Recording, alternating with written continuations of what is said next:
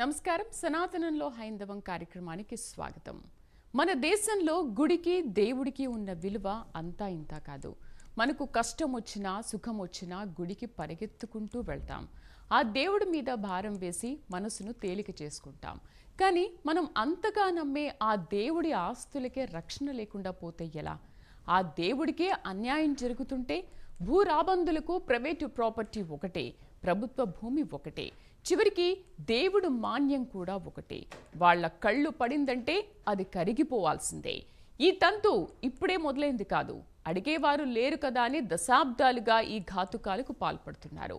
ఈ క్రమంలోనే సికింద్రాబాద్ పహాడీ హనుమాన్ టెంపుల్ కూడా దారుణమైన నిర్లక్ష్యానికి, భయంకరమైన ఆక్రమణకు గురవుతోంది. ఈ అన్యాయాన్ని ప్రశ్నించేవారు లేరా? ఆ దేవుడి ఆస్తిని కాపాడే నాథుడే కరువయ్యాడా? అందుకే ఈరోజు మీ ప్రైమ్ 9 నడుం బిగిస్తోంది. ఆ పహాడి హనుమంతుడి పక్షాన, ఆ భక్తుల పక్షాన మా పోరాటాన్ని ఇక్కడి నుంచే ప్రారంభిస్తున్నాం. కొండ మీద కొలువైన ఆ హనుమంతుడి అద్భుత గాథలను, ఆ గాథల మాటున రెచ్చిపోతున్న భూ కబ్జాల దారుణాలను ఒకసారి చూద్దాం. సికింద్రాబాద్ మల్కాజ్గిరి కొండపై స్వయంభూగా వెలిసిన పహాడి హనుమాన్. ఈ ఆలయానికి వందల ఏళ్ల చరిత్ర ఉంది. ఇక్కడికి వచ్చి ఆ స్వామిని మనస్ఫూర్తిగా కోరుకుంటే వీసాలొస్తాయని, అనారోగ్యాలు తొలగిపోతాయని భక్తుల ప్రగాఢ విశ్వాసం. అందుకే ఈ ఆలయాన్ని వీసా హనుమాన్ అని కూడా పిలుచుకుంటారు. ప్రతి అడుగులోనూ భక్తి, ప్రతి చూపులోనూ ఓ నమ్మకం కనిపించే పవిత్ర స్థలం ఇది.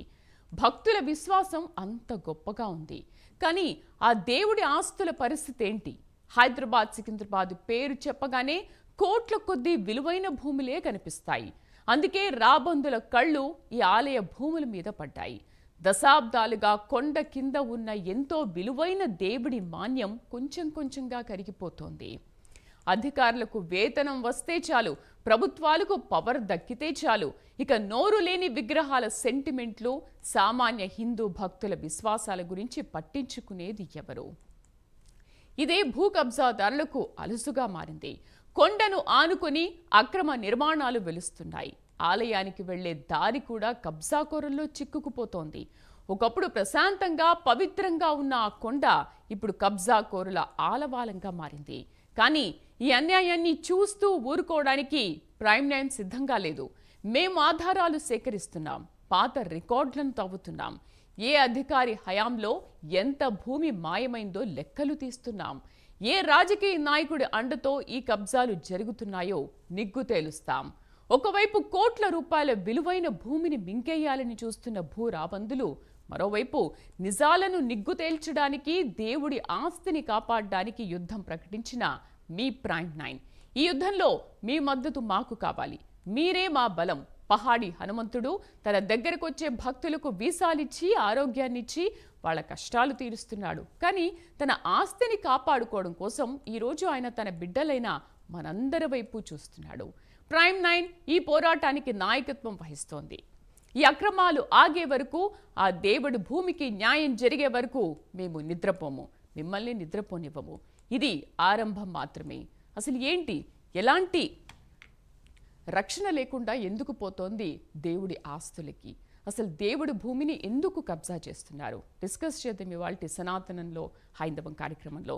డిబేట్లో పార్టిసిపేట్ చేస్తున్నారు మనతో పాటు శ్రీ శ్రీ శ్రీ శ్రీకాంతేంద్ర స్వామి పీఠాధిపతులు, నందికొండ శ్రీ గాయత్రి పీఠం. మరి కాసేపట్లో మేకల లక్ష్మణ్ ప్రసాద్ గారు, చైర్మన్ పహాడీ హనుమాన్ టెంపుల్ నుంచి జాయిన్ అవుతారు. అండ్ వెంకటరమణ పూజారి పహాడీ హనుమాన్ టెంపుల్ నుంచి కూడా జాయిన్ అవుతారు. డాక్టర్ పురుషోత్తం ఆధ్యాత్మికవేత్త మనతో పాటు జాయిన్ అయ్యారు ఇద్దరు. రైట్, మాట్లాడదాం. నమస్తే అండి స్వామీజీ.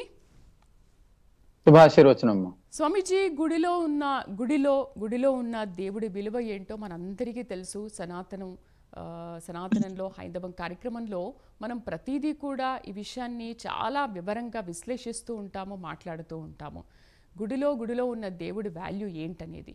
బట్ ఎందుకు రోజు రోజుకి దేవుణ్ణి ఎందుకు నిర్లక్ష్యం చేస్తున్నాము? దేవుడి ఆస్తుల్ని ఎందుకు పరిరక్షించలేకపోతున్నాము? ఈ కబ్జాకోరుల్లో దేవుడి ఆస్తి ఎందుకు ఇరుక్కుంటోంది? సమాజంలో ఆపదామపహర్తారం ధాతారం సర్వసంపదాం లోకాభిరామం శ్రీరామం భూయో భూయో నమామ్యహం. ఈరోజు మంచి విషయం మీద ప్రైమ్ 9 న్యూస్ ఛానల్ లేవనెత్తడం అనేటువంటిది ఉత్తమమైనటువంటి పని. సమాజంలో రాజుల కాలంలో దేవాలయాలు వాళ్ళు దేవతల పేరు మీద భయం భక్తులు సమాజంలో ఉండాలని చెప్పేసి దేవాలయాలు కట్టిస్తూ వాటికి కొంత మాన్యాలను వాళ్ళు పోషణార్థమై ఇచ్చి ఉన్నారనమాట. అంటే వాళ్ళు ఈ ఒకరి మీద పడి ఉండరాదు ఈ దేవస్థానం అనేటటువంటిది వాళ్ళ యొక్క ఉద్దేశం ఉండేది. అయితే ఈ కాలంలో ఆ మాన్యాలన్నీ కూడా ఎక్కువ మొత్తంలో ఉండేసరికి అవన్నీ పట్టణం నడిబొడ్డున ఉండేసరికి వాటన్నిటినీ కూడా అక్రమార్కులు వాటిని కబ్జా చేస్తూ వాటిని స్వాధీనం చేయాలనేటటువంటి ప్రయత్నంలో ఉన్నారు. విషయం ఏమంటే ఈ రోజున భయము భక్తి అనేటటువంటిది సమాజంలో లేకుండా పోయింది. విషయం ఏమంటే ఒక కొత్త దేవాలయాలు కట్టించే దానికంటే పాత ఆలయం జీర్ణోద్ధరణ చేస్తే దానికి 10 ఆలయాలు కట్టించినంత పుణ్య ఫలితం వస్తుంది అని చెప్పేసి ఆగమ శాస్త్రం చెప్తా ఉంది. కానీ ఈ రోజున ఉన్న ఆలయం భూములను వీళ్ళంతా భక్షిస్తూ ఉన్నారు. అది మహాపాపం. రాజులు శాసనం చేసేటప్పుడు వాళ్ళు నేను చేసినటువంటి దానము శాసనం ఏదైతే ఉందో దీన్ని రక్షిస్తే వాళ్ళ దానం చేసిన ఫలితంలో వాళ్ళకు కొంత భాగం వస్తుంది. దాన్ని రక్షించడం వల్ల ఇంకా ఎక్కువ ఫలితాన్ని పొందుతారు అని చెప్పేసి వాళ్ళు ఆ కాలంలో శ్రీకృష్ణదేవరాయలు కావచ్చు, మిగతా చోళులు కావచ్చు, చాళుక్యులు కావచ్చు, వీళ్ళంతా రాసిపెట్టి ఉన్నారు ధర్మ శాసనాల్లో. అయితే ఈ కాలంలో వాటన్నిటికీ బాగా విలువలు పెరగటంతో సమాజంలో ఏమైపోయింది అంటే దాన్ని కబ్జా చేసేటటువంటి ఆలోచనలు వీళ్ళకంతా పుట్టుకొస్తూ ఉన్నాయి. విషయం ఏమంటే దేవుడు అనేటటువంటి దైవ భూమి ఇది నేను ఆక్రమించకూడదు అనేటటువంటి భయం వాళ్ళ లోపల లేకుండా పోయింది. ఎవరిదైనా సరే దాన్ని అమ్మేసుకుంటే సరిపోయే డబ్బులు వస్తాయి, దాన్ని ఆక్రమించుకోవచ్చు అనేటటువంటి స్వార్థపూరితమైనటువంటి మనస్సులన్నీ కూడా సమాజంలో పెరిగిపోయినాయి. కాబట్టి ఈ రోజున అది దేవుడి ఆస్తి, దాని మీద మనకి ఎటువంటి హక్కు లేదు. మరి అలాంటి పని చేసినప్పుడు దేవుడు మనల్ని శిక్షిస్తాడు అన్న జ్ఞానం వాళ్ళకి అసలు దైవ భీతి గాని పాప భీతి గాని ఉన్నవాడు ఇటువంటి పని చేయడండి మొదటగా. కాబట్టి ఇవన్నీ లేనివాడే దాంట్లోకి. అంటే ఈ రోజున కలియుగంలో సమాజంలో ఏమైంది అంటే పాప భీతి గాని కన్న కూతురుని కామించేటటువంటి సమాజం ఈ రోజున మన కలియుగంలో మనం చూస్తా ఉన్నాం. అట్లాగే దేవుణ్ణి కూడా వదిలిపెట్టేటటువంటి పరిస్థితి లేదు. కానీ దానికి తగిన మూల్యం వాళ్ళు అనుభవిస్తారు. ఇది శాస్త్రంలో చెప్పబడింది. కాబట్టి ఖచ్చితంగా పాపకర్మ అనేటటువంటిది వాళ్ళు అనుభవిస్తారు. గోహత్య, దేవాలయ భూమి లాక్కున్నా కూడా, తర్వాత ధూపదీప నైవేద్యాలు ఆపినా కూడా ఇవన్నీ మహాపాపాలుగా చెప్పబడ్డాయి శాస్త్రంలో. కాబట్టి ఎవరైతే ఈ అక్రమార్కులు ఉన్నారో, ఇదొకటే కాదండి, మన మల్కాజ్గిరి పహాడి హనుమంతుడే కాదు, ఫిలిం నగర్ హనుమత్ దేవాలయం కూడా, కొండ మీద ఉండేటటువంటి హనుమత్ దేవాలయం కూడా గత ప్రభుత్వాలు కాంట్రాక్ట్ అప్పచెప్పినాయి. దాన్ని నిర్మిస్తారు అని చెప్పేసి చెప్పినారు. ఇంతవరకు కూడా చెప్పిన దాఖలాలు లేవు. కాబట్టి ఇలాంటివన్నీ కూడా మన సికింద్రాబాద్, హైదరాబాద్ పరిసర ప్రాంతాల్లో వాటికి పత్రాలున్నా అవన్నీ గవర్నమెంట్ లో ఉన్నా కూడా ఎండోమెంట్ అంతా కూడా బిత్తర చూపులు చూస్తా ఉంది. కానీ వాటి మీద యాక్షన్ తీసుకునేటటువంటి ప్రయత్నం లేదు. ఎన్నోసార్లు మన హిందూ సంఘాలు, దాదాపు వానర సేన, కొన్ని హిందూ సంఘాలు ఉన్నాయి, ఇవన్నీ కూడా ఇవన్నీ వాటి మీద చర్యలు తీసుకోండి అని వినతి పత్రాలు ఇచ్చినా కూడా ప్రభుత్వాలు కానీ ఎండోమెంట్ కానీ వాటి మీద యాక్షన్ తీసుకునేటటువంటి పరిస్థితి లేదు. వాటిని కరెక్ట్ గా ఇంప్లిమెంటేషన్ చేసే పరిస్థితి లేదు. అంటే వాటి మీద అధికారము ఉండి కూడా వాటిని కబ్జాలను ఆపేటటువంటి పరిస్థితి ప్రభుత్వానికి లేకుండా పోయింది. వాళ్ళు లంచాలు ఇస్తూ ఇవన్నీ కూడా మెయింటెనెన్స్ చేస్తా ఉన్నారు. ప్రభుత్వ అధికారులు కూడా సరే ఇదేదో దేవస్థానంది మీది మాది కాదు, దేవస్థానంది కాబట్టి దాన్ని జాగ్రత్తగా ఉంచాలనేటటువంటి బాధ్యత కూడా సామాన్య పౌరుల మీద లేకుండా పోయింది. రిజిస్ట్రేషన్ చేయటం, అక్రమంగా వాళ్ళ ఆస్తులు అప్పగించటం, ఇవన్నీ కూడా అధికారులు కూడా చేస్తా ఉన్నారు. కాబట్టి పాపం ఎవరు చేసినా పాపమే. ప్రభుత్వము ఇది ఊరికే చూస్తా ఉంది. కాబట్టి దీని మీద ప్రభుత్వం తప్పకుండా చర్యలు తీసుకోవాలి. అట్లాగే ప్రభుత్వమే కాదు, ఆ దగ్గర ఉండేటటువంటి ప్రజలు ఎవరైతే ఉంటారో వాళ్ళందరూ కూడా ఈ దేవాలయానికి ఎంత భూమి ఉందో అంతవరకు బౌండరీ వేసి దాని మీద అవును. కబ్జాలు జరగకుండా చూసే బాధ్యత ప్రతి ఒక్క పౌరుని మీద ఉంది. ఏ ఒక్కరు అనుకుంటే కాదు, ప్రతి ఒక్కరు కూడా దీని మీద పోరాడాల్సినటువంటి అవసరం అవసరం ఉన్నది. ఈ ఉంది. రోజున మన ప్రైమ్ నైన్ న్యూస్ ఛానల్ ద్వారా మంచి పని, ఇదొక గొప్ప మంచి విషయాన్ని సమాజానికి తెలియజేసే ప్రయత్నం చేస్తా ఉన్నారు. ఇలా తెలియజేయడం ద్వారా ఇంకొక నలుగురు పోగుపడి అప్పుడు ఆ కబ్జా పడినటువంటి ప్రాంతాన్నంతా కూడా ఆపేటటువంటి ప్రయత్నం, దేవాలయ భూములు రక్షణ చేసేటటువంటి అవకాశం ఎక్కువగా ఉంటుంది. కాబట్టి ఈ రోజున సమాజంలో చూస్తే దేవాలయం భూమా, పక్కోడి భూమా అనేటటువంటిది చూసే పరిస్థితి లేదు. సమాజంలో పాప ఎవరిదైనా సరే. భీతి అనేటువంటిది తగ్గిపోయి ఈ రోజున ఎవరిది అనేటువంటి చూడకుండా కబ్జా చేసేటటువంటి పరిస్థితి ఏర్పడింది. అందుకోసం సామాన్య ప్రజలు, భగవంతుడు అందరి యందు ఉంటాడు, అందరికీ భగవంతుడు ఆప్తుడే కాబట్టి ఆయన ఏమి అనడు. సరే పోతే పోయిందిలే అని చెప్పేసి, ఇప్పుడు ఒక చెట్టు ఉంటుంది, మంచివాడికి మామిడికాయలు ఇస్తుంది, చెడ్డవాడికి మామిడికాయలు ఇస్తుంది, మామిడి పండ్లు ఇస్తుంది, ఆకులు ఇస్తుంది, అన్ని ఇస్తుంది. వాడు మంచోడా చెడ్డోడా అనేటటువంటి చూసేది ప్రకృతికి లేదు. కానీ దాన్ని రక్షించే బాధ్యత మంచివాడికి మాత్రమే ఉంటుంది. కాబట్టి సమాజంలో మంచివాళ్ళు ఎవరైతే ఉన్నారో, భక్తులు ఆధ్యాత్మికులు ఎవరైతే ఉన్నారో, అట్లా భక్షించుకుంటూ పోతే ఆ భూమి అంతా కబ్జా అయిపోతుంది. కాబట్టి చివరికి దేవస్థానం కూడా మిగిలే పరిస్థితి ఉండదు. ఇప్పటికే మతం పేరు మీద రకరకాలైనటువంటి విగ్రహ ధ్వంసాలు కావచ్చు, భూ కబ్జాలు కావచ్చు, మలమూత్ర విసర్జన చేసి అపవిత్రం చేయటం కావచ్చు, ఇవన్నీ ఇతర మతాల వాళ్ళు చేస్తున్నారు. మన స్వమతాల వాళ్ళే, మన హిందూ ధర్మం వాళ్ళే ఇలాంటివన్నీ కూడా జరుగుతూ ఉన్నాయి. కాబట్టి వీటన్నిటి మీద ప్రజలు దృష్టి పెట్టి మన ప్రైమ్ నైన్ న్యూస్ ద్వారా ఈ విషయం అంతా అందరూ తెలుసుకొని దృష్టి పెట్టి దాన్ని కబ్జాను ఆపేటటువంటి ప్రయత్నం సంఘటితం అయ్యి కబ్జాను ఆపేటటువంటి ప్రయత్నం చేస్తారని ఆశిస్తా ఉన్నాం. రైట్. డాక్టర్ పురుషోత్తం, ఆధ్యాత్మికవేత్త డాక్టర్ పురుషోత్తం గారితో మాట్లాడదాం. నమస్తే అండి పురుషోత్తం గారు. పురుషోత్తం గారు, ఆలయాలు ఇలా కబ్జాలకు గురవుతూ ఉంటే అసలు ఈ కబ్జాలకు గురవకుండా కాపాడాల్సిన బాధ్యత ప్రభుత్వానికి ఉంటుందా, లేకపోతే ఎండోమెంట్ అధికారులది ఉంటుందా? ఎవరు చూసుకోవాలి ఇలా జరిగినప్పుడు? మనకి దేవాలయాలకు సంబంధించిన ఆస్తులు, వాటి భూములకు సంబంధించింది మనకు రాజ్యాంగం ఇచ్చిన హక్కు ఆర్టికల్ 25, 26 ప్రకారంగా. సో దాన్ని మెయింటైన్ చేసేదానికి రాష్ట్ర ప్రభుత్వాలు ప్లస్ ఎండోమెంట్ శాఖ మంత్రిత్వ శాఖ కూడా రాష్ట్ర ప్రభుత్వం అధీనంలో ఉంటుంది. కాబట్టి ఎండోమెంట్ శాఖ రాష్ట్ర ప్రభుత్వాలు రెండు కూడా దానికి బాధ్యత తీసుకోవాల్సిన అవసరం ఉంది.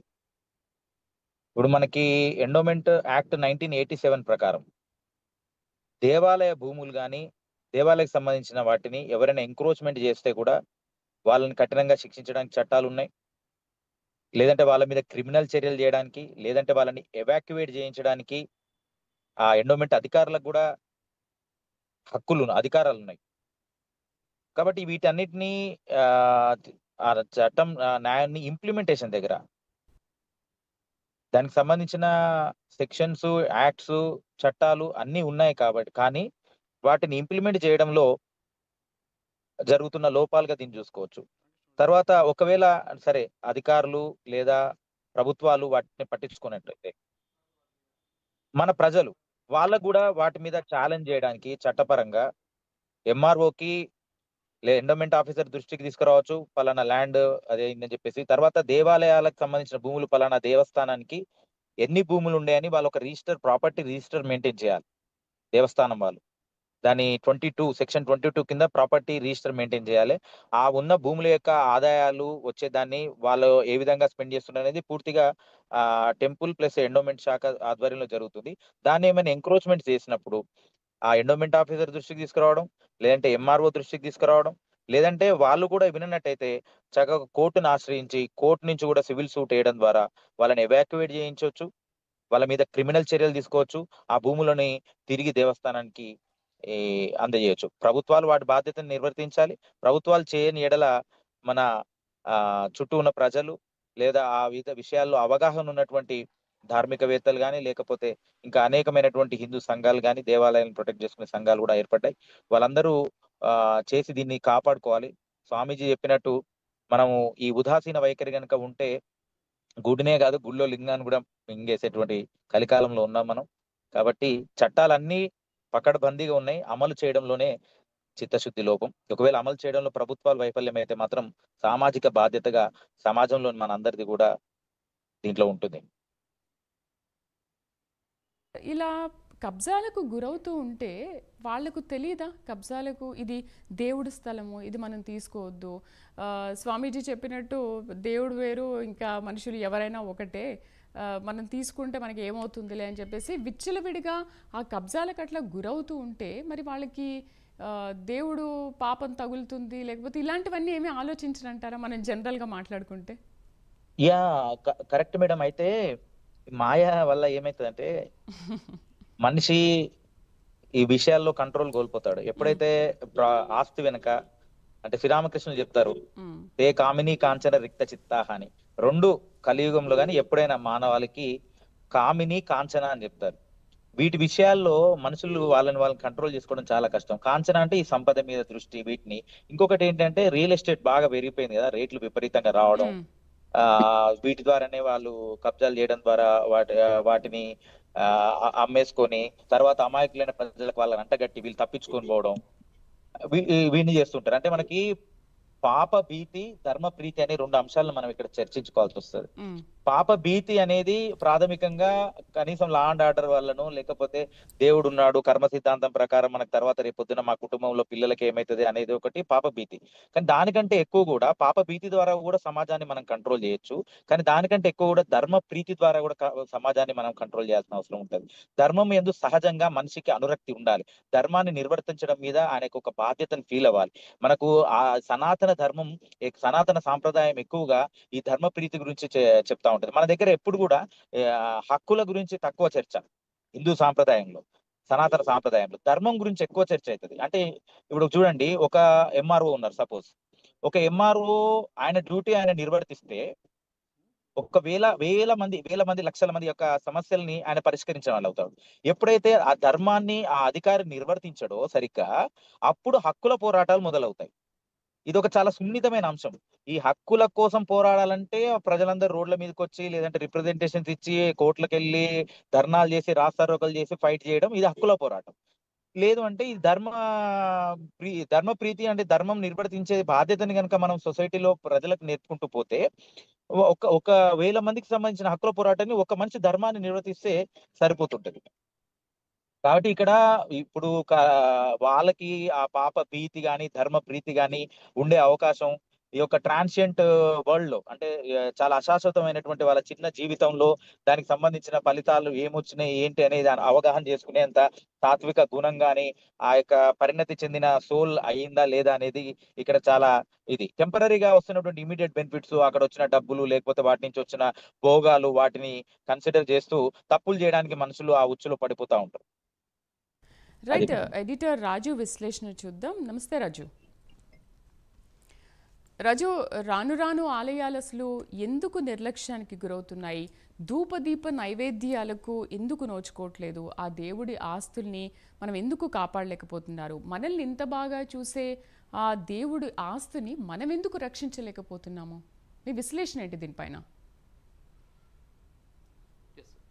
ఒకటి, ఇప్పుడు ఇంతకుముందు స్వామీజీ మాట్లాడారు, అలాగే హిందూ పోరాట నాయకులు వారు మాట్లాడారు. వాస్తవంగా ఎస్పెషల్లీ ఇక్కడ మనం చూస్తే కొన్ని అంశాలు మన ఇక్కడ చాలా ఇంపార్టెంట్ అయినటువంటి అంశాలు ఏంటంటే, మనుషులకు సంబంధించి ఏదైనా సరే ఒక పోరాటాలు చేయడానికి అందరూ కూడా కలిసి వస్తారు, ఆ హక్కుల కోసం పోరాటాలు చేస్తూ ఉంటారు. కానీ హైందవం కానీ హిందూ ధర్మానికి కానీ ఏదైనా జరిగింది అన్నప్పుడు దానికోసం సంఘటితమయ్యేటటువంటి వ్యవస్థలు కానీ వ్యక్తులు కానీ ఏకీకృతం అయ్యేటటువంటి పరిస్థితులు కానీ ఇక్కడ ఉండవు అనేది గత కొంతకాలంగా మనం చూస్తూ ఉన్నాం. ఎందుకంటే ఆల్రెడీ ప్రైమ్ న్యూస్ హైందవంలో ఇప్పుడు మనం కార్యక్రమం, సనాతనంలో హైందవం కార్యక్రమం తీసుకొని చేస్తూ ఉన్నాం అనమాట. సో ఇలాంటి కార్యక్రమాల ద్వారా అసలు ఇలాంటి సందర్భాల్లో, అంటే ఈ ఆస్తులకు సంబంధించి అన్యాకృతమైన భగవంతుడికి ఎక్కడైనా సరే లోపాలు జరుగుతూ ఉన్నా దీని మీద ప్రశ్నించాల్సింది, మాట్లాడాల్సింది ఎవరు అంటే స్వార్థం ఎప్పుడైతే అందరిలో కూడా దహించి వేస్తుందో, అలాంటి సందర్భంలో మరొక ఇలాంటి అంశాల మీద మాట్లాడేటటువంటి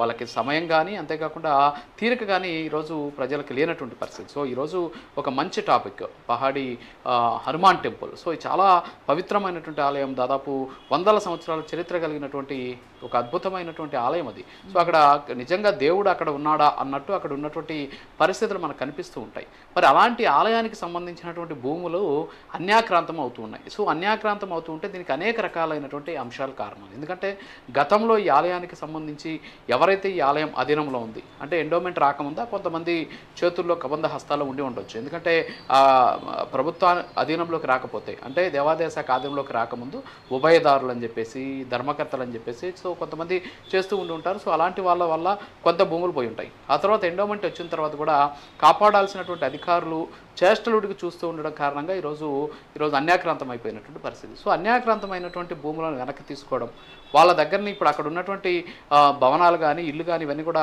తొలగించాలి, నివాసాలు తొలగించాలి అంటే అది చాలా కష్టంతో కూడుకున్నటువంటి పరిస్థితి. మళ్ళీ దానికి ఒక ఉద్యమం చేయాల్సినటువంటి పరిస్థితి. ఆ ఉద్యమానికి మళ్ళీ కలిసి వచ్చే వాళ్ళు ఎవరు అనేది మళ్ళీ వెతుక్కోవాల్సినటువంటి సిచ్యువేషన్. సో దీనికి ఏంటి అంటే చట్టాన్ని ఇక్కడ ప్రయోగించాలి. సో దేవాలయానికి సంబంధించినటువంటి భూముల పరిరక్షణ కోసం స్పష్టమైనటువంటి చట్టం ఉంది. ఈ చట్టం ప్రకారం వాస్తవంగా అయితే సెక్షన్ 80 అనేసి ఒకటి ఉంది. ఈ సెక్షన్ 80 ద్వారా ఏంటంటే కమిషనర్ అనుమతి లేకుండా ఎవరైనా సరే ఇది అన్యాక్రాంతం అయ్యి ఉంటే కమిషనర్ దీన్ని ప్రశ్నించాలి. అంతేకాకుండా దాని మీద కఠిన చర్యలు తీసుకునేందుకు వాళ్ళ దగ్గర నుంచి ఆ భూములను తీసుకోవడం పక్కన పెడితే రెగ్యులరైజ్ చేయాలి ఆ భూములను. ఎందుకంటే దీపధూప నైవేద్యాలకు కూడా వెతుక్కోవాల్సినటువంటి పరిస్థితి ఉంది. మనం మాట్లాడే ఇందాక అది తెలంగాణ ఎండోమెంట్ పరిధిలో 6B టెంపుల్స్ కోటాలో ఉంది. సో కేటగిరీలో ఉంది. 6B టెంపుల్ అంటే ఏంటంటే సంవత్సరానికి 2 లక్షల నుంచి 25 లక్షల ఆదాయం వరకు వచ్చేటటువంటి ఆలయాలు 6B టెంపుల్స్ కోటాలో ఉంటాయి. సో ఈ 6B టెంపుల్ అంటే 25 ఫర్ ఎగ్జాంపుల్ ఒక 5 లక్షలు వచ్చాయి అనుకుందాం వార్షిక ఆదాయం వార్షికంగా అంటే సంవత్సరానికి ఒక 5 లక్షలు వచ్చాయి అంటే ఒక రకంగా చెప్పాలంటే నెలకి 20,000 కూడా అంటే దాదాపు ఒక 40,000 వరకు వచ్చేటువంటి పరిస్థితి ఉంది. సో 40,000 తోటి దాన్ని నడిపించేటటువంటి పరిస్థితి ఉందా అంటే అలాంటి సిచ్యువేషన్ లేనటువంటి పరిస్థితి. సో కాబట్టి ఇప్పుడు అక్కడ ఉన్నటువంటి ఏదైతే అన్యాక్రాంతం అయ్యాయో వాళ్ళందరికీ కూడా నోటీసులు ఇచ్చి వాటిని రెగ్యులరైజ్ చేస్తామని చెప్పేసి అక్కడ ఉన్నటువంటి ప్రభుత్వ ధర ప్రకారం ఒక రేటును నిర్ణయించి వాళ్ళ దగ్గర నుంచి ఆ అమౌంట్ని రాబట్టి దాన్ని టెంపుల్కి సంబంధించినటువంటి ఖాతాలో జమ చేసి దాని ద్వారా ఆ ధూపదీప నైవేద్యాలు కావచ్చు ఆలయ అభివృద్ధి కావచ్చు చేసేటటువంటి పరిస్థితి ఉంటుంది. సో ఇదంతా ఎవరు చేయాలి? మళ్ళీ ఎండోమెంట్ చేయాలి. ఎండోమెంట్కి సంబంధించిన అధికారులు ఏం చేస్తారు? ఈఓలుగా ఇప్పుడు ఈ టెంపుల్ ఉంది 6B టెంపుల్ ఒక్కదానికి ఒక ఈఓ ఉండడు, ఎగ్జిక్యూటివ్ ఆఫీసర్. ఈయన ఒక 5-6 టెంపుల్స్ కలిపి ఒక ఎగ్జిక్యూటివ్ ఆఫీసర్ ఉంటారు. ఈయన గ్రేడ్ 3నో గ్రేడ్ 4 ఎగ్జిక్యూటివ్ ఆఫీసర్. అంటే ఎగ్జిక్యూటివ్ ఆఫీసర్ అంటే క్లరికల్ క్యాడర్ వాళ్ళని కూడా తీసుకొచ్చి ఇవి కొన్ని టెంపుల్స్కి ఎగ్జిక్యూటివ్ ఆఫీసర్స్గా కూడా పెడుతూ ఉంటారు. సో వాళ్ళకి ఎంత అవగాహన ఉంటుంది ఈ ఆస్తుల సమయం మనం ఎందుకు, మన చిన్న ఉద్యోగులు కదా, వాడి జోలికి వెళ్తే మళ్ళీ మనకెందుకు వచ్చినటువంటి సమస్య అనేటటువంటి అంశాన్ని వాళ్ళు కూడా లేవనెత్తేటటువంటి సిచ్యువేషన్. సో వీటన్నిటికీ కూడా ఈరోజు నిజంగా ప్రైమ్ లైన్ న్యూస్ ఈ అంశాన్ని తీసుకోవడం, ఎస్పెషల్లీ దీనికి సంబంధించినటువంటి రికార్డులు మనం తీస్తున్నాం, దీనికి సంబంధించిన చరిత్ర తీస్తున్నాం, ఎప్పుడు అన్యాక్రాంతమైనటువంటి వివరాలు కూడా మనం బయట తీస్తున్నాం. ఇక్కడ మనం ఎవరికో వ్యతిరేకం కాదు, ఎవరినో ఉద్దేశించి చేస్తున్నటువంటి పోరాటం అయితే కాదు ఇది. ఇక్కడ పహాడి హనుమాన్ టెంపుల్ ఎంత చారిత్రక నేపథ్యం ఉన్నటువంటి ఆలయానికి సంబంధించి పూజలు బాగా జరగాలి, స్వామివారి కైంకర్యాలు నిర్వహించాలి, ఎట్ ది సేమ్ టైం అక్కడికి వచ్చేటటువంటి భక్తులకు సరైనటువంటి అక్కడ సౌకర్యాలు కల్పించాలి అనేటటువంటి ఏకైక ఉద్దేశంతో మాత్రమే మనం ఈ కార్యక్రమాన్ని శ్రీకారం చుట్టడం జరిగింది. ఖచ్చితంగా భవిష్యత్తులో స్వామీజీలు కానీ హైందవ పోరాట సంఘాలతోటి కలిసి ఖచ్చితంగా దాన్ని డెవలప్ చేసేటటువంటి గురుతర బాధ్యతని ప్రైమ్ లైన్ న్యూస్ ఖచ్చితంగా కంటిన్యూ చేస్తుంది. దీంట్లో ఏమాత్రం కూడా సందేహం లేదు. ఈరోజు వేసినటువంటి ఈ తొలి అడుగు పహాడి హనుమాన్ టెంపుల్ అభివృద్ధికి వేసినటువంటి మొదటి అడుగుగా మనం భావించాల్సినటువంటి సిచ్యువేషన్ శ్రీదేవి. 120 నుంచి 124 ఇళ్ల వరకు ఉన్నాయని చెప్తున్నారు. సో అదంతా కూడా దేవుడి ఆస్తిని అక్కడ కబ్జా చేసి ఇల్లు కట్టుకుంటున్నారు అంటున్నారు. మీరు అన్నట్టు ఇప్పటికిప్పుడైతే దాన్ని మనం ఏమీ చేయలేము. మరి ఏంటి, దేవుడికి ధూపదీప నైవేద్యాలు నిరంతరం కొనసాగాలి, ఉత్సవాలు కొనసాగాలి, ఏదైనా ఫెస్టివల్స్ వచ్చినప్పుడు కూడా చేస్తూ ఉంటారంట. అంటే చాలా చిన్న పద్ధతిలో వాళ్ళకి ఎంత తోస్తే అంత ఫండ్తో చేస్తూ ఉంటారంట. బట్ ఏంటి, ఒకవేళ ఆ ఉత్సవాల్ని నిరంతరంగా అలా కొనసాగించాలి, పెద్ద ఎత్తున చేయాలి అని అంటే అట్లీస్ట్ మనం వాళ్ళ దగ్గర నుంచి ఏ విధమైన ఆశించవచ్చు అంటారు? అంటే అట్లీస్ట్ ఒక మంత్లీ పేమెంట్ లాగా ఏమైనా తీసుకోవచ్చు అంటారా? అంటే టెంపుల్ వాళ్ళు అలా ఏమైనా చేస్తే బాగుంటుందంటారా? అంటే అదొక రకంగా చెప్పాలంటే ఎగైనిస్ట్ రూల్స్ అవుతుంది. ఎందుకంటే వాళ్ళ దగ్గర నుంచి నెల నెలా తీసుకుంటే అది అద్దె కిందకి వసూలవుతుంది, మళ్ళీ దాని మీద హక్కులు ఆలయానికి రావాల్సి ఉంటాయి. సో అలా ఇచ్చేటటువంటి పరిస్థితి ఉండదు. ఒక ఆలయానికి సంబంధించి వాళ్ళకి భక్తి ఉంటే కొంతమంది ఇస్తారు, భయం ఉంటే కొంతమంది ఇస్తారు, కానీ దాన్ని ఖచ్చితంగా ఇవ్వాలి అనుకున్నప్పుడు వాళ్ళు కూడా లైట్ తీసుకుంటారు. ఇక్కడ ఉన్నటువంటి ఒకటి ఏంటంటే, ఒకటి ఆ భూములన్నీ కూడా స్వాధీనం చేసుకోవడం. సో స్వాధీనం చేసుకునే పరిస్థితి లేదు, అన్ని నివాసాలు ఏర్పడ్డాయని ఉన్నటువంటి సిచ్యువేషన్ ఉంది. కాబట్టి అక్కడ ఉన్నటువంటి ఏకైక మార్గం ఏంటంటే రెగ్యులరైజ్ చేయాలి. అంటే ఆ భూములకు వాళ్ళకి ఎలాంటి డాక్యుమెంట్స్ ఉండవు. ఎందుకు ఉండవు అంటే, మొత్తం భూమికి ల్యాండ్ అంతా కూడా టెంపుల్కి సంబంధించిన భూమి కాబట్టి రిజిస్ట్రేషన్స్ కావచ్చు, దాని మీద హక్కులు కావచ్చు, ఏమీ కూడా అధికారికంగా ఉండవు. వాళ్ళకి ఏదో కరెంటు బిల్లు ఉంటుంది, అలాగే పన్ను ఏదో కడుతూ ఉంటారు, పంచాయతీ అయితే పంచాయతీ, లేకపోతే అక్కడ ఉన్నటువంటి మున్సిపాలిటీలో పన్ను కూడా ఉండేటటువంటి అవకాశాలు లేవన్నమాట. సో దీని మీద అన్ని వ్యవస్థలు మళ్ళీ ఇక్కడ ఏకం కావాలి. ఏకమైన తర్వాత స్వాధీనం చేసుకోవడం లేదు, మీకు ఆ భూముల మీద హక్కు కల్పిస్తాం. సో ఈరోజు మార్కెట్ రేటు అక్కడ గజం ఒక ఇంత రేటు ఉంది, సో ఇది ఎప్పటి నుంచో మీ స్వాధీనంలో ఉంది కాబట్టి, సో దాంట్లో ఒక 80% 70% ఎంతో మాట్లాడి వాళ్ళందరినీ కూడా కూర్చోబెట్టి వాళ్ళ మీద చర్యలు తీసుకొని ఒక రకంగా చెప్పాలంటే రెగ్యులరైజ్ చేసి రిజిస్ట్రేషన్ చేసి ఇచ్చే విధంగా చట్టంలో ఉన్నటువంటి కొన్ని అంశాలను వాడుకొని ఆ డబ్బును తీసుకొచ్చి ఇక్కడ టెంపుల్కి సంబంధించినటువంటి ట్రస్ట్లో టెంపుల్కి సంబంధించి దాన్ని డిపాజిట్ చేసి అది ఆ టెంపుల్కి వాడాలి. మళ్ళీ ఇక్కడ ఇంకో సమస్య ఏంటి అంటే, ఆలయానికి ఆస్తులు ఉంటే ఏం చేస్తుందంటే గవర్నమెంట్ మళ్ళీ ఇక్కడ దేవుడి దగ్గర నుంచి మళ్ళీ కప్పం రిటర్న్ తీసుకుంటుంది అనమాట. కప్పం అంటాం అది, అంటే కామన్ గుడ్ ఫండ్స్ అనేసి, ఎండోమెంట్ అడ్మినిస్ట్రేటివ్ ఫండ్ అని చెప్పేసి.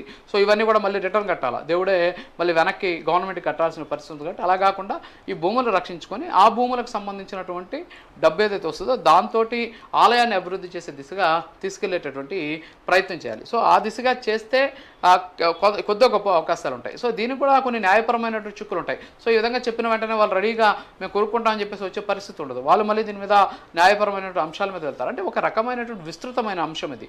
ఏదైనా భూమికి సంబంధించినటువంటి కబ్జాలు జరిగినప్పుడు వాటిని వెంటనే అడ్డుకోకపోతే రాను వాటిలో ఉన్నటువంటి కాంప్లికేషన్స్ పెరిగిపోతాయి. ఎస్పెషల్లీ ఇలాంటి ఆలయాలకు సంబంధించినటువంటి భూములు, మఠాలకు సంబంధించినటువంటి భూములు, ఈనాం భూములు, ఇవన్నీ కూడా ఈరోజు ఎందుకు రెండు తెలుగు రాష్ట్రాలు ఎస్పెషల్లీ చిక్కుల్లో ఉన్నాయంటే కారణం ఇదే.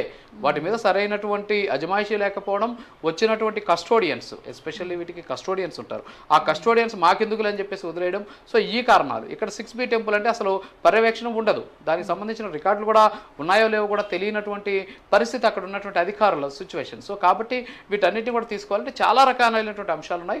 మొదట మనం అడిగేసాం, దీన్ని ఖచ్చితంగా తీసుకెళ్తాం, వాస్తవాలను బయటికి తీసుకొస్తాం, ప్రజల్ని ఇందులో భాగస్వాములు చేస్తాం, స్వామీజీలకు దీంట్లో భాగస్వామ్యం చేస్తాం, హైందవ సంఘాలను భాగస్వామ్యం చేస్తాం, దీంతోపాటు ఆలయ కమిటీని కూడా భాగస్వామ్యం చేసి ప్రభుత్వం దృష్టికి తీసుకెళ్ళి ఉన్నటువంటి అనేక రకాలైనటువంటి మార్గాలన్నీ కూడా అన్వేషించిన తర్వాత దీని మీద ఒక నిర్ణయం తీసుకొని తద్వారా తీసుకెళ్లే ప్రయత్నం చేస్తాం. దానికంటే ముందు మళ్ళీ టెంపుల్ ఆలయ అభివృద్ధికి సంబంధించి కూడా అవసరమైనటువంటి చర్యలు ఏం చేస్తే బాగుంటుంది అనేది కూడా ప్రైమ్ న్యూస్ ముందుండి చేసేటటువంటి ప్రయత్నం జరగాలి అనేటువంటి ఉద్దేశంతోనే మనం ఈ కార్యక్రమాన్ని స్టార్ట్ చేశాం. కాబట్టి ఖచ్చితంగా దాంట్లో సక్సెస్ అవుతామనే నమ్మకం అయితే మనకు ఉంది. శ్రీదేవి, అయితే రాజు, అసలు దీనిపైన ఎవరు రెస్పాన్సిబిలిటీ ఉంటుందంటారు? ఇది ఎండోమెంట్ కిందికి వస్తుందా, లేకపోతే ప్రభుత్వము దీన్ని ఏమైనా పట్టించుకోవాలా, ఎండోమెంట్ అధికారులు దీన్ని పట్టించుకోవాలా, లేకపోతే అందులో ఉన్న చైర్మన్ కానీ ఈవో కానీ కమిటీ మెంబర్స్ వాళ్లకు వాళ్లే ఉండి ఆ మాత్రం అభివృద్ధి చేశామని అంటున్నారు. మరి ఇదేంటి, అసలు ప్రభుత్వాలకు సంబంధించిందేనా? అయితే ఇక్కడ చాలా రకాల అంశాలు ఉన్నాయి. వాస్తవంగా ఈ టెంపుల్ అయితే గవర్నమెంట్ టెంపుల్ అంటే దేవాదాయ శాఖ ఆధ్వర్యంలో నడుస్తున్నటువంటి ఆలయం. సో దేవాదాయ శాఖ ఆధ్వర్యంలో నడుస్తున్నటువంటి ఆలయంలో ఇది 6B కేటగిరీలో ఉంది. ఈ కేటగిరీలో ఎలా విభజిస్తారంటే ఆలయాలకు వచ్చేటటువంటి వార్షిక ఆదాయాన్ని బట్టి విభజిస్తారు. ఇది 6Bలో ఎందుకు ఉంది అంటే 2 లక్షల నుంచి 20 లక్షల మధ్యలో ఆదాయం ఉంది కాబట్టి ఇది ఉంది. సో ఇదంతా కూడా రెవెన్యూ ఎండోమెంట్కి సంబంధించినటువంటి పరిధిలోనే ఉంటుంది. సో దీనికి ఒక ఆలయ ట్రస్ట్ బోర్డు ఉంటుంది, అలాగే చైర్మన్ ఉంటారు, సభ్యులు ఉంటారు, ఎగ్జిక్యూటివ్ ఆఫీసర్ ఉంటారు. వీళ్ళంతా కూడా మిగతా టెంపుల్స్కి ఎలా ఉంటుందో అలాగే ఉంటుంది. కాకపోతే ఇక్కడ పరిమితమైనటువంటి అధికారాలు. ఒక ఈవోకి తీసుకొచ్చి ఒకే ఈవోని తీసుకొచ్చి 4-5 టెంపుల్స్కి ఉన్నటువంటి ఈవోని తీసుకొచ్చి ఇన్ఛార్జ్గా పెట్టడం. సో వీటి కారణాల చేత వాళ్ళకు ఉన్నటువంటి పని ఒత్తిడి ఇవన్నీ కూడా అక్కడ కారణాలు అయ్యి ఉండొచ్చు. ఇక్కడ భూములకు సంబంధించిన అంశం చూసుకుంటే మనం చాలా రకాలైనటువంటి అంశాలు. ఒకటి అధికారుల నిర్లక్ష్యం. గతంలో పనిచేసినటువంటి అధికారులు ఎందుకు పట్టించుకోలేదు, అక్కడ ఉన్నటువంటి స్థానిక ఎండోమెంట్ అధికారులు కావచ్చు, రెవెన్యూ అధికారులు కావచ్చు, ఒకవేళ కార్పొరేషన్ సంబంధించిన అధికారులు ఉంటే వాళ్ళు కావచ్చు, అసలు అసలు భూముల రికార్డులు ఎందుకు సరిగా పరిశీలించలేదు, భూములు కబ్జాలు అయిపోతున్న వారిని ఎందుకు వీళ్ళు వాటి మీద చర్యలు తీసుకోలేదు, ఒకవేళ అక్కడ ఉన్నట్టు కబ్జాదారులతో వీళ్ళేమైనా గతంలో పనిచేసిన అధికారులు లాలుచి పడ్డారా, లేకపోతే వీళ్ళేమైనా డబ్బులు తీసుకొని వాళ్ళకి ఏదైనా తెలియకుండా వాళ్ళకి ఏమైనా సరే అనధికారికంగా రిజిస్ట్రేషన్లు చేయించేటువంటి ప్రయత్నం ఏమైనా జరిగిందా. సో ఇవన్నీ కూడా దాని చుట్టూ జరుగుతున్నటువంటి ఒక పెద్ద మాఫియా లాంటిది అనమాట ఇది. ఆ తర్వాత రికార్డులు తారుమారు చేయడం, ముఖ్యంగా రెవెన్యూ అధికారులతో కుమ్మక్కై కబ్జాదారులు దేవుడికి సంబంధించిన ఈ మాన్యం భూములు ఏవైతే ఉన్నాయో ఆ వాటిని ప్రైవేటు భూములుగా రికార్డులు మార్చేయడం అనేది గతంలో చాలా సందర్భాల్లో చూస్తాం. చాలా ఆలయాలు కావచ్చు, అలాగే మఠాలకు సంబంధించినటువంటి భూములు కావచ్చు, వీటన్నిటిలో కూడా ఇలాంటిది ఎక్కువ జరిగాయి. ఎందుకంటే రికార్డులు తారుమారు చేసేస్తారు, తారుమారు చేస్తే ప్రైవేటు భూమిగా చూపించేటటువంటి ప్రయత్నం కుట్ర చాలా గతంలో జరిగింది. రికార్డ్స్ని ట్యాంపరింగ్ చేసినటువంటి సిచ్యువేషన్స్ కూడా మనం చూసాం. సో అలాంటి పరిస్థితులు కూడా ఇందులో ఉన్నాయా లేదా అనే కోణంలో మనం దీని మీద దృష్టి సారించి ఉన్నాం ఆల్రెడీ. ఇంకోటి పొలిటికల్కి సంబంధించినటువంటి ఇన్ఫ్లుయెన్స్, అంటే రాజకీయ అండదండలు, ఎస్పెషల్లీ ఇదే మెయిన్. స్థానికంగా ఉన్నటువంటి రాజకీయ నాయకులు అండతోటే ఈ కబ్జాదారులు పేటరైపోతుంటారు. ఇది ఎవరో ఒకరు తీసుకొని ఎవరికంటే వాళ్ళు ఇష్టానుసారం కట్టుకున్నటువంటి ఇల్లు కాదు అది, ఎవరో ఒకరు దానికి నాయకత్వం ఇచ్చుంటాడు, అతను ఆ భూములను కబ్జా చేసి దాంట్లో ఇంత అనేసి అమ్మేసి ఉంటాడు. సో డాక్యుమెంట్లు లేకుండా ఏదో చేతి పేపర్తో రాసేసి ఈ భూములు మా తాతదో లేకపోతే మా ముత్తాతదో, వాళ్ళకు ముందుండే వాళ్ళు ఈ భూములు ఇచ్చారు, లేకపోతే ఆలయంలో పనిచేసిన దానికి వాళ్ళకేదో దీన్ని వాళ్ళ వాడుకునేందుకు అవసరమైనటువంటి ఈనాంగా ఇచ్చారు. సో ఇలాంటి లెక్కలో కథలో చెప్పి ఏదో ఒక రికార్డును తయారు చేసి అమ్మేసి ఉండాలి. సో ఈ కబ్జాదారులకు ఎవరు అండదండలు ఉంటాయి, అక్కడ ఉన్నటువంటి స్థానిక రాజకీయ నాయకులు. సో వాళ్ళ అండదండంతో కూడా రెచ్చిపోయేటటువంటి అవకాశాలు ఉన్నాయి. ఇంకొక ఫైనల్ విషయం ఏంటంటే చట్టపరమైనటువంటి చర్యలు తీసుకోవాలి, న్యాయపరమైనటువంటి వివాదంగా చూడకుండా న్యాయపరమైనటువంటి పరిష్కారంగా చూపించే ప్రయత్నం జరగాలి. అంటే ఒకసారి చట్టం గురించి మనం మాట్లాడి చట్టాన్ని ఇక్కడ అప్లై చేస్తే వెంటనే న్యాయపరమైనటువంటి వివాదాలు సృష్టించేందుకు ఆ కబ్జాదారులు సిద్ధంగా ఉంటారు. వెంటనే ఏం చేస్తారు, కోర్టుకు వెళ్ళిపోతారు. ఎప్పుడైతే కోర్టుకు వెళ్తుందో అందరికీ ఉన్నటువంటి ఒక పరిస్థితి ఏంటి అంటే అక్కడ ఉన్నటువంటి ఏదైతే జ్యుడిషియరీలో ఉన్నటువంటి సాధారణమైన సమస్య ఏంటంటే ఒక కేసుకు సంబంధించి సాక్ష్యాలన్నీ కావాలి, ఇవన్నీ కూడా కావాలి, కాబట్టి అది జాప్యం అయ్యేటటువంటి పరిస్థితి. సో ఈ విధంగా జాప్యానికి కారణం కావడం చేత ఇప్పుడు అధికారి ఉంటాడు, ఫర్ ఎగ్జాంపుల్ ఇప్పుడు ఉన్నటువంటి ఈవో దానికి కోర్టుకి వెళ్తారు ఫర్ ఎగ్జాంపుల్ ఆ భూముల మీద, కానీ రేపు ఆ ఈవో మారిపోతాడు, ఆ కేసు నడుస్తూ ఉంటుంది. ఈ తర్వాత వచ్చినటువంటి ఈవో దానికి అటెండ్ కాడు, వదిలేస్తాడు. అప్పుడు ఏమవుతుంది, ఎక్స్ పార్టీ డిగ్రీ అయిపోతుంది. సో ఎక్స్ పార్టీ డిగ్రీ అయినప్పుడు ఏం చేస్తారు, సో దీంట్లో పార్టీలుగా ఉన్నటువంటి వాళ్ళు కూడా మారిపోవడం, వచ్చినటువంటి అధికారులు మనకెందుకు అనుకోవడం, సో ఇలాంటి సందర్భాలన్నీ కూడా ఉన్నాయి. సో కాబట్టి ఇవన్నీ కూడా కారణాలు కలిసి పహాడి హనుమాన్ టెంపుల్కి ఉన్నటువంటి ఆస్తులను కాజేయడంలో కీలక పాత్ర పోషించింది అనేది మాత్రం ఇక్కడ మనకు స్పష్టంగా తెలుస్తుంది. రైట్ స్వామీజీ, చూస్తున్నారు మీరు కూడా విజువల్స్లో పహాడి హనుమాన్ టెంపుల్ చరిత్ర ఏంటనేది. దాదాపు 400 సంవత్సరాల చరిత్ర కలిగిన ఆలయం అది. ఇన్ని రోజులు కూడా ధూపదీప నైవేద్యాలకు దూరమైంది. అండ్ వాటికి కూడా వాళ్ళ దగ్గర వీళ్ళ దగ్గర కలెక్ట్ చేసిన మనీతో చాలా రోజుల తర్వాత ఆలయాన్ని తీసి వాళ్ళ దగ్గర వీళ్ళ దగ్గర కలెక్ట్ చేసిన మనీతో ధూపదీప నైవేద్యాలు ఆ మాత్రమైనా చేస్తున్నారు. సో ఇప్పుడు ఎంతో కొంతవరకైతే ఉత్సవాలు కానీ ధూపదీప నైవేద్యాలు కానీ కొంతవరకు చేస్తున్నారు, కానీ అంత ఫుల్ ఫ్లెడ్జ్డ్గా చేస్తున్న దాఖలాలు ఎక్కడా కనిపించట్లేదు. మరి ఏంటి అసలు ఈ ఎండోన్మెంట్ ఏం చేయాలి, ఈ విషయంలో ఎటువంటి హక్కు ఉంటుంది వాళ్ళకి, ఎటువంటి ఇంట్రెస్ట్ చూపించాలంటారు? దేవుడి ఆస్తుల్ని సంరక్షించుకోవాలి అంటే ఎలాంటి పోరాటం చేయాలి? ఈ ఎండోమెంట్ ఏదైతే ఉందో అది పకడ్బందీగా వాళ్ళకు నోటీసులు ఇవ్వాలి మొదటగా. ఓకే, వీళ్ళు రాజకీయ అండదండలు ఇంతకుముందు చెప్పినట్టుగా ఊరికే అంత సామాన్యమైనటువంటి జనము దేవాలయ భూములను కబ్జా చేయటం అనేటువంటిది అంత ఆషామాషి కాదు. వాళ్ళు అక్కడ ఎవరో ఒకరి అండదండ చూసుకొని అక్కడికి వస్తారు, వచ్చి మెల్లిగా కబ్జా చేస్తూ ఉంటారు. ఏదో చిన్న గుడిసెనో ఏదో వేసుకొని చేస్తూ ఉంటారు. దానికి ఈ భక్తి లేని పార్టీలు, కొన్ని ఆధ్యాత్మికత అనేటటువంటి వ్యవస్థ లేనటువంటి పార్టీలు కొన్ని ఉన్నాయి మన భారతదేశంలో. ఇవన్నీ కూడా తలకు మాసిన విధవలందరినీ కూడా తీసుకొచ్చి వాళ్ళందరినీ ఈ దేవస్థానాల్లో ఇరికిస్తుంది, దేవస్థాన భూములు కబ్జా చేస్తుంది. ఇవన్నీ కూడా చేయించటంలో వాళ్ళు ముందు ప్రముఖ పాత్ర వహిస్తూ ఉన్నారు. అలాంటి వాటిల్లో సంబంధించిన అంటే అలాంటి రాజకీయ పార్టీలకు సంబంధించిన నేతలు ఏం చేస్తారు అంటే వాళ్ళకి పాపభీతి ఉండదు. దాంతో పాటు వీళ్ళందరినీ కూడా పోగు చేసుకొని వాళ్ళకు ఓట్ల కోసం అని చెప్పేసి వీళ్ళకి ఎక్కడి భూమి అయితే ఉంది, అది దేవుడి భూమా, సాధారణమైన వాళ్ళదా, ప్రభుత్వ భూమా, ఏది ఉండదు. దానికి సంబంధించి కబ్జా చేయటమే వాళ్ళకి లక్ష్యం. ఆ లక్ష్యాన్ని వాళ్ళు అనుసరిస్తూ ఉంటారు. రెండవ విషయం ఏంటంటే ఎండోమెంట్ అధికారులు ప్రథమ చర్య తీసుకోవాలి. వాళ్ళు కమిషనర్కు ఈ విషయాన్నంతా కూడా తెలియజేసి ఇలా భూమి కబ్జా అవుతుందని చెప్పేసి వాళ్ళు ఈ భూమిని ప్రభుత్వ దృష్టి అంటే పోలీసులను పెట్టేసి అక్కడ ఇళ్లను అక్కడి నుంచి ఖాళీ చేయించి ఆ భూమి అంతా తిరిగి అప్పజెప్పాల్సినటువంటి బాధ్యత ఎండోమెంట్కు ఉంది. ఎందుకంటే మన భారతదేశ చట్టాలు ఏవైతే ఉన్నాయో ఇవన్నీ కూడా మనము చక్కగా చేసుకునేటప్పుడు అంటే చట్టం చేసుకునేటప్పుడు దేవాలయ రక్షణ, ఆలయ భూముల యొక్క రక్షణ, స్వామీజీ తర్వాత అక్కడ ఆగమ స్వామీజీ ఒకసారి శాస్త్రోక్తంగా అన్ని జరిగే స్వామీజీ విధంగానే మనము ప్రయత్నం చేసేటందుకు గాను ఇవన్నీ కూడా ఉన్నాయి. ఓకే కానీ స్వామీజీ వీటన్నిటిని చెప్పండి. స్వామీజీ ఒక్క నిమిషం, మా ఎడిటర్ రాజు మీతో ఒకసారి ఇంటరాక్ట్ అవుతారు, మీతో మాట్లాడతారు. రాజు చెప్పండి. స్వామి నమస్కారం. స్వామి ఇప్పుడు ఆశీర్వాదం.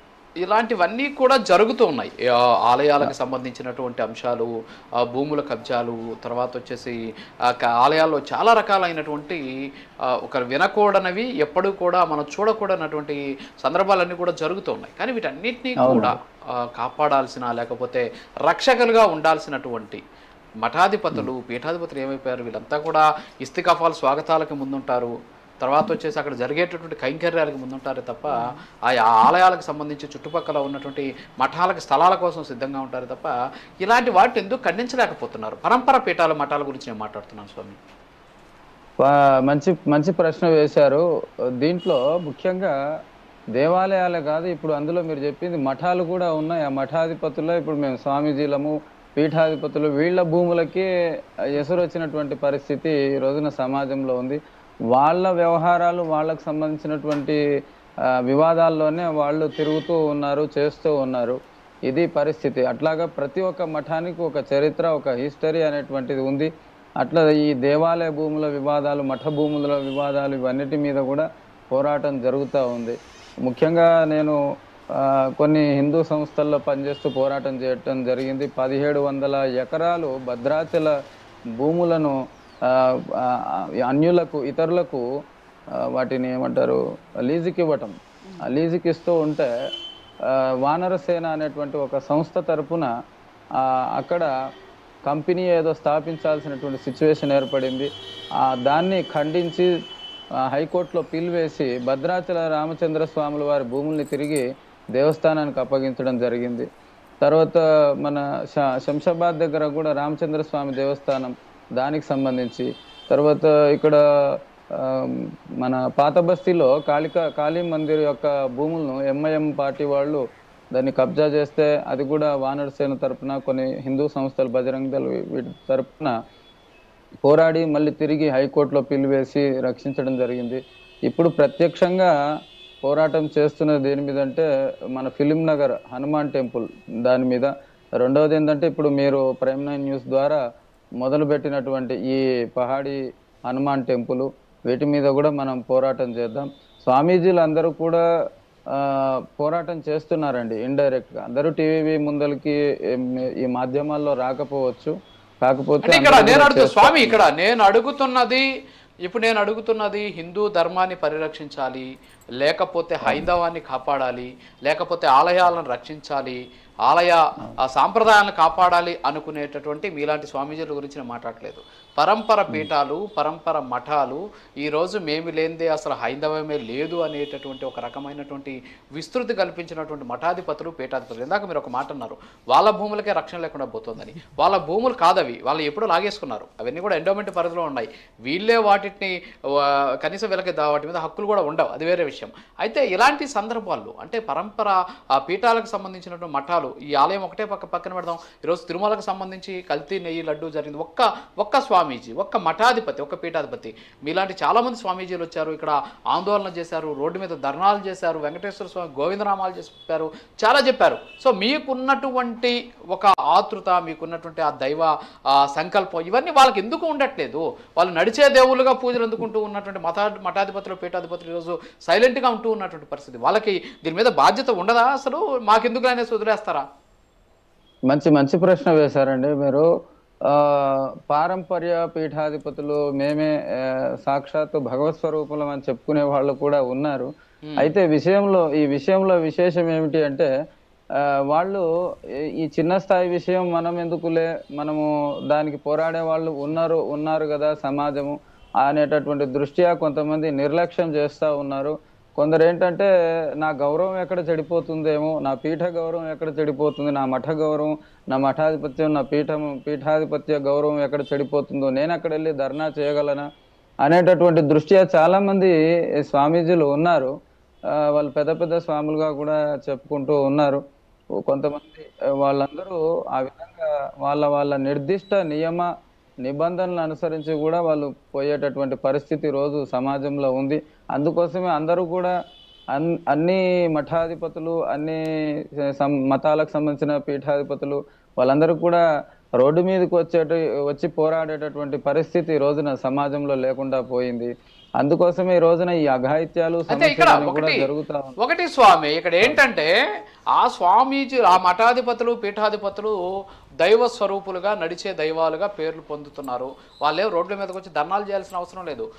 మంత్రులే పోయి వాళ్ళకి సాష్టాంగం పడిపోతున్నటువంటి పరిస్థితి కొంతమందిని మనం చూసాం. పరంపర పీఠాలు కాకపోయినా ముఖ్యమంత్రులు ఏ విధంగా ముఖ్యమంత్రులను ఆయన ముద్దులు పెట్టుకున్నటువంటి మఠాధిపతులు, పీఠాధిపతులు పరంపర కాదులేండి వాళ్ళు. అలాంటి వాళ్ళని కూడా మనం చూసాం ఈ 2 తెలుగు రాష్ట్రాల్లో. ఒక లేఖ రాస్తే పలానా టెంపుల్కి ఏదో జరుగుతోంది, సో మీరు దాన్ని కాపాడండి అని చెప్పేసి వాళ్ళు ఒక లేఖ రాసినా సరే ఆ లేఖకి పవర్ఫుల్ ఉంటుంది. ఆ ప్రయత్నం కూడా చేయట్లేదు.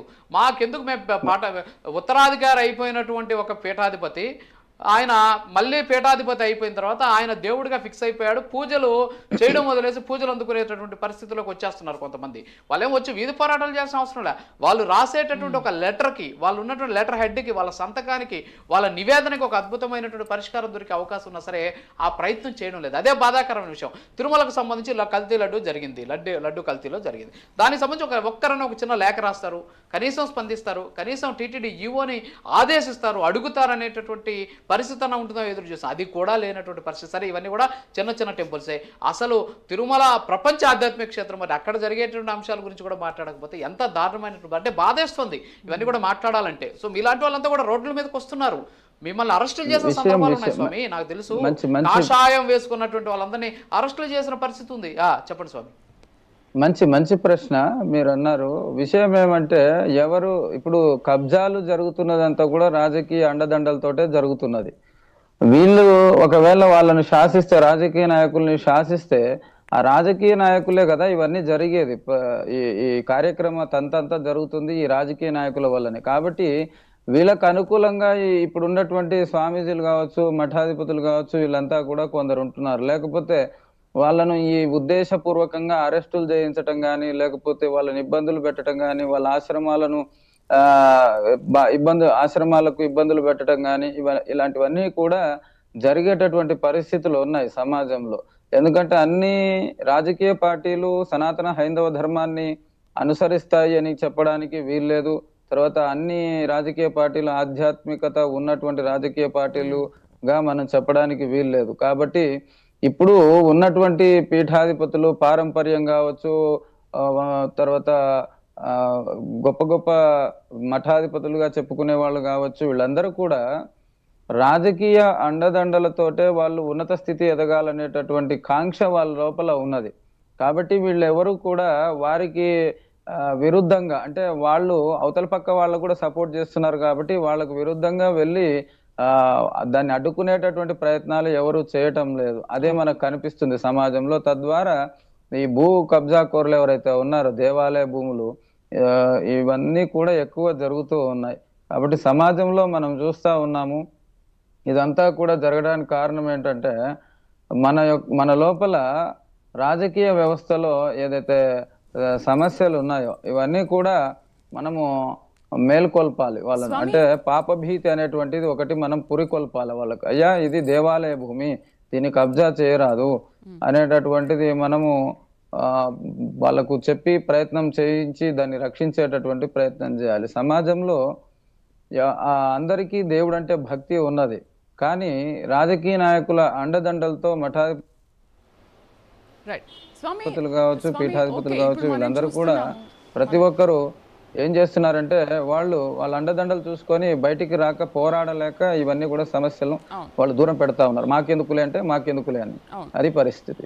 స్వామి ఓకే, ఇప్పుడు మనం చూస్తున్నాం, మనం తెలుసుకుంటున్నాం కాబట్టి మనం వెలుగులోకి తీసుకొస్తున్నాం. ఇంకా మనకు తెలియనివి చాలా ఉండొచ్చు. బట్ ఏంటి, ఇలా కబ్జాలకు గురవుతూ ఉంటే మఠాధిపతులు, పీఠాధిపతులు అలా చూస్తూ ఉండిపోవాల్సిందేనా? మనం కూడా అలా చూస్తూ ఉండిపోవాల్సిందేనా? ఓకే, ఇలా జరగొద్దు అని చెప్పి వాటిని సంరక్షించాలని చెప్పి ప్రైమ్ లైన్ నడుము బిగించింది దీనికోసం. మరి ఏంటి ఇలా జరుగుతూ ఉంటే ఇంకా ఏంటి పరిస్థితి? రాను రాను ఏమైపోతుందంటారు? అందుకోసమేమ్మా ఇప్పుడు ముఖ్యంగా నేను సూచన చేసేది కేవలము మఠాధిపతులు పీఠాధిపతులే కాదు, వీళ్ళు నడిపించడానికి మార్గదర్శనం చేయడానికి మాత్రమే ఉంటారు. కాబట్టి వీళ్ళ ద్వారా ప్రతి ఒక్క స్వామీజీ, ప్రతి ఒక్కరు కూడా సమాజంలో ప్రతి ఒక్క ఆధ్యాత్మికవేత్తను మేల్కొల్పాలి. మన దేవాలయ సంరక్షణ మనం చేసుకోవాలి, మన దేవాలయాల్ని మనం రక్షించుకోవాలి, మన భూముల్ని మనం రక్షించుకోవాలి అనేటటువంటి విషయము. ఎందుకంటే రాజకీయ నాయకులు చెప్తే విననటువంటి వాళ్ళు, తర్వాత వాళ్ళ గురువులు చెప్తే వింటారనమాట. ఆధ్యాత్మిక వ్యవస్థ మీద బాగా సున్నితంగా మనస్సులోకి వెళ్ళిపోతుంది. కాబట్టి ఆధ్యాత్మిక గురువులు ఎవరైతే ఉన్నారో వాళ్ళు ఖచ్చితంగా వాళ్ళు సూచించాలి. వాళ్ళ శిష్యులకు కానీ, వాళ్లకు అనుబంధం ఉండేటటువంటి సంస్థలకు కానీ, ప్రజలందరికీ కూడా మేల్కొల్పాలి. కేవలం రామాయణ, భారత, భాగవతాలు చదవటమే కాదు, భగవద్గీత చదవటమే కాదు, మనము మన దేశ రక్షణ, మన దేవాలయ రక్షణ, మన దేవాలయ భూముల రక్షణ ఇవన్నీ చేసుకునేటటువంటి వ్యవస్థను మనము ప్రబోధించే విధంగా ఉండాలి. మన ఉపన్యాసం ఎప్పుడు కూడా మేము అదే చెప్తా ఉంటాం. ఎప్పుడైనా సరే మనం హిందూ ధర్మం, సనాతన ధర్మం అంటే దేవుణ్ణి పూజించటమే కాదు, దేవుణ్ణి రక్షించుకునే ప్రయత్నం చేయాలి. దేవాలయాన్ని, దేవాలయ భూములని, అక్కడ ఉండే పరిసరాలని మనం రక్షించుకునేటువంటి ప్రయత్నం చేయాలని మేము ఉద్బోధన చేస్తూ ఉంటాం. కాబట్టి ప్రతి ఒక్క మఠాధిపతి, స్వామీజీలు, పీఠాధిపతులు ఎవరైతే ఉంటారో వాళ్ళందరూ కూడా ఖచ్చితంగా ప్రజలందరికీ సూచన చేయాలి. ప్రజలందరినీ ఆ యొక్క రక్షణలో భాగస్థులను చేసేటువంటి బాధ్యత ప్రతి ఒక్క స్వామీజీ మీద ఉన్నది, మఠాధిపతి మీద ఉన్నది, పీఠాధిపతుల మీద ఉన్నది. ఎంత ఉన్నత స్థాయి అయినా, ఎంత చిన్న స్థాయి అయినా, ఎవరైనా సరే ఆధ్యాత్మికవేత్త అయి ఉంటే చాలు, వాళ్ళందరూ కూడా ఈ భూములను, దేవాలయాలను రక్షించేటటువంటి బాధ్యత వాళ్ళ మీద ఉన్నది. స్వామి, అది మీ నుండే మొదలవ్వాలని మేము కూడా కోరుకుంటున్నాం. ఎందుకంటే మీరు చెప్తున్నారు వాళ్ళ శిష్యులకు చెప్పాలి, అవేర్నెస్ తీసుకురావాలి, అవగాహన చేయాలి, సరే ధర్నాలు చేయాలని. ఓకే, అది మీ నుండే మనం మొదలు పెడదాము. ఏముంది దాంట్లో? దేవుడి ఆలయాల్ని, దేవుడి స్థలాన్ని రక్షించాల్సిన బాధ్యత మనందరిది కదా. అవునండి, అందరి మీద ఉంది. ప్రతి ఒక్క సామాజిక వర్గం మీద ఉంది, ప్రతి ఒక్క భక్తుడి మీద ఉంది, ప్రతి ఒక్క పౌరుడి మీద ఉంది. నేను హిందువుని, నేను సనాతన ధర్మంలో పుట్టిన అనుకునేటటువంటి వారి మీద, ప్రతి ఒక్కరి మీద ఉంది. ఇది నాకు సంబంధించింది కాదు అని చెప్పడానికి వీలు లేదు. కాబట్టి హనుమంతుడు అందరి వాడు, అందరికి ఇష్టమైన దేవుడు. ప్రతి గ్రామంలో కూడా హనుమంతుడు ఉంటాడు. హనుమంతుడు లేని దేవాలయం ఉండదు. కాబట్టి ప్రతి ఒక్కరి హృదయంలో ఏ సమస్య వచ్చినా హనుమంతుడిని స్మరణ చేస్తారు. కాబట్టి ఇప్పుడు హనుమంతుడి భూములకే ఎసరొచ్చింది కాబట్టి ప్రతి ఒక్కరు కూడా మేల్కోవాలి. ప్రతి ఒక్క పౌరుడు, మల్కాజ్గిరిలో ఉండేటువంటి వాళ్ళు కావచ్చు, లేకపోతే తెలంగాణ రాష్ట్రంలో ఉండేటువంటి ప్రతి ఆధ్యాత్మికవేత్త, ప్రతి హిందువు, ప్రతి సనాతన ధర్మ అనుయాయులందరూ కూడా, సంస్థలు నడిపే వాళ్ళు, ప్రతి ఒక్కరు కూడా ఈ యొక్క విషయంలో ముందలకు వచ్చి పోరాడేటటువంటి ప్రయత్నం చేయాలి. ఇంట్లో కూర్చొని మనం మాట్లాడటం కాదు, సమాజంలోకి మనం వచ్చి మనం పోరాడేటటువంటి ప్రయత్నం మనం అందరము చేయాలని చెప్పేసి మీ ద్వారా, నేను ప్రైమ్ 9 న్యూస్ ద్వారా ప్రజలందరికీ నేను తెలియజేస్తా ఉన్నానమ్మా. అయితే అడిగేవారు లేకపోతే ఇలా కబ్జాలకు గురవుతూనే ఉన్నాయి. ఈ పోరాట పటిమని మనము ఎంతవరకైనా తీసుకెళ్ళాలి అంటే ఏం చేయాలి? అసలు ఎలా ముందుకు వెళ్ళాలంటారు? మీరు ఇచ్చే సలహా ఏంటి? పోరాట పటిమ అంటే ప్రజల్లో ఉద్బోధన చేయాలి. అంటే అక్కడ జరుగుతున్న విషయం చాప కింద నీర్లా పాకిపోతా ఉంది. ఇల్లు కట్టుకొని పోతా ఉన్నారు. అక్కడ ఉండేటువంటి వాళ్ళు ముందు ఈ సూచన చేయాలి. అయ్యా, ఇది దేవాలయానికి సంబంధించిన భూమి, ఇన్ని ఎకరాలు ఉండింది, ఇప్పుడు ఇన్ని ఎకరాలు మాత్రమే ఉంది, ఇప్పుడు ఇన్ని ఇందులో నిర్మాణం అయిపోయాయి, అక్రమంగా నిర్మాణం చేసుకున్నారు, కాబట్టి వీటన్నిటిని తొలగించేటటువంటి ప్రయత్నం చేయాలి అని వాళ్ళు, అంటే సహజంగా అక్కడ ఉండే వాళ్ళు భయపడుతూ ఉంటారు. అంటే వాళ్ళు రోజు టెంపుల్కి వచ్చే వాళ్ళయ్యే ఉండవచ్చు, రాజకీయ అండదండలు ఉండవచ్చు. కాబట్టి వాళ్ళు ఏం చేస్తారు అంటే ఇది బయటికి చెప్పేటటువంటి అవకాశం లేదు. కానీ ఖచ్చితంగా చెప్పాలి. ఎందుకంటే ఇప్పుడు అది చెప్పకపోతే బయట మనకు ఇక్కడ శరీరంలో ఇక్కడ బాధ ఉంది అని చెప్తే గానీ వైద్యుడు దానికి మందు వేసే ప్రయత్నం చేయరు. కాబట్టి మనకు ఇక్కడ దేవాలయానికి సంబంధించి సమస్య ఉంది అంటే గానీ సమాజం అంతా కూడా పోరాడేటటువంటి అవకాశం ఉండదు. కాబట్టి ఇప్పుడు ఎలాగూ ముందలకు వచ్చింది ఇప్పుడు. కాబట్టి ఖచ్చితంగా ప్రజలందరూ కూడా ఏకతాటి పైన నడిచి ఒకే నిర్ణయం మీద పోరాడేటటువంటి ప్రయత్నం చేయాలి. దేవాలయాన్ని రక్షించుకునేటటువంటి ప్రయత్నం చేయాలమ్మా. ఓకే స్వామి, ప్రభుత్వాలు మారిపోతూ ఉంటారు అండ్ ఆలయ ఈవోలు, చైర్మన్లు లేకపోతే కమిటీ సభ్యులు ఎప్పటికప్పుడు వాళ్ళు వచ్చినప్పుడు కూడా వాళ్ళు ఉన్న రోజులు ఉండి తర్వాత మారిపోతూ ఉంటారు. మరి అలా మారినప్పుడల్లా దేవాలయ ఆస్తులు కొంచెం కొంచెం కొంచెం కబ్జా చేసుకుంటూ పోతే మరి ఏంటి, వాటిని ఎలా రక్షించాలి? దానికి ప్రత్యేకమైన ఒక చట్టం తీసుకురావాలా? ఎవరు ఎక్కడ మారినా కూడా ఈ దేవాలయ ఆస్తులు ఇవన్నీ ఇలా పరిరక్షించబడాలి, ఇలా ఉండాలి అని. విషయం ఏంటంటే మొట్టమొదటిసారిగా ఇతర రాష్ట్రాల్లో ఉన్నట్టుగా మన రాష్ట్రంలో లేకుండా పోయిందమ్మా. దేవాలయం అనేటువంటిది ప్రత్యేకమైనటువంటి వ్యవస్థ అనేటువంటిది ఉండాలి. అక్కడి ప్రాంతీయులై ఉండాలి, అందులో ఆధ్యాత్మికులే ఉండాలి, అన్యమతస్థులు ఉండరాదు. దానికి సంబంధించిన పారంపర్యం సంబంధమైనటువంటి అర్చకులు కావచ్చు, లేదంటే ధర్మకర్తలు కావచ్చు, వాళ్ళే ఉండాలి. వాళ్ళ చేతిలోనే ఆ నిధులు అవన్నీ కూడా ఉండేటట్లుగా ఉండాలి. ఎండోమెంట్ నిజానికి ఉండాల్సినటువంటి లక్షణాలతో లేదు. ఇప్పుడు ఎండోమెంట్ ఉండాలి, కానీ వాటిని రక్షించుకునేటటువంటి బాధ్యతలతో, స్థితులతో ఇప్పుడు ఎండోమెంట్ లేకుండా పోయింది. వాళ్ళకు ఉండే సమస్యలు చాలా ఉన్నాయి. దేవస్థానాల యొక్క ఏమంటారు టెండర్లు వేయటం కానీ, వాటికి సంబంధించినటువంటి అర్చకులు, వాటికి వ్యవహారాలు, దేవాలయ పోషణ, జీతాలు ఇవన్నీ కూడా వాళ్ళు చూసుకుంటూ ఉన్నారు. వాళ్ళకు ఇక్కడ జరిగేటటువంటి విషయాలన్నీ కూడా వాళ్ళకు తెలియకుండా ఉన్నాయి. ఒకవేళ మనం ఏదైనా నోటీస్ ఇచ్చినా కూడా వాటి మీద చూస్తాంలే అనేటటువంటి భావనతో వాళ్ళు ఆ ఫైల్ను పక్కకు పెట్టే పరిస్థితి ఏర్పడుతుంది. కాబట్టి వాళ్ళకు ఉండేటటువంటి ఒత్తిడులు కావచ్చు, రాజకీయ ఒత్తిడులు కావచ్చు, వాటి దృష్ట్యా వాళ్ళు నాకెందుకు వచ్చిన సమస్యలే అని చెప్పేసి వాళ్ళు సైలెంట్ గా ఉండేటటువంటి పరిస్థితి, నిశ్శబ్దంగా ఉంటున్నారు. కాబట్టి ఇవన్నీ కూడా ఈ కాలంలో, ఈ మధ్య కాలంలో ఏమైతున్నాయంటే ఇవన్నీ కూడా అన్యాక్రాంతం అయిపోతా ఉన్నాయి. కాబట్టి ఎప్పుడు కూడా మొట్టమొదటగా ఎండోమెంట్ భూముల విషయం కానీ వీటి విషయాల్లో ప్రతి దాంట్లో కూడా అంటే కొన్ని దేవస్థానాలు ఎలా ఉన్నాయంటే అర్చకత్వ విషయాలు అవన్నీ కూడా పారంపర్యంగా వస్తా ఉన్నాయి.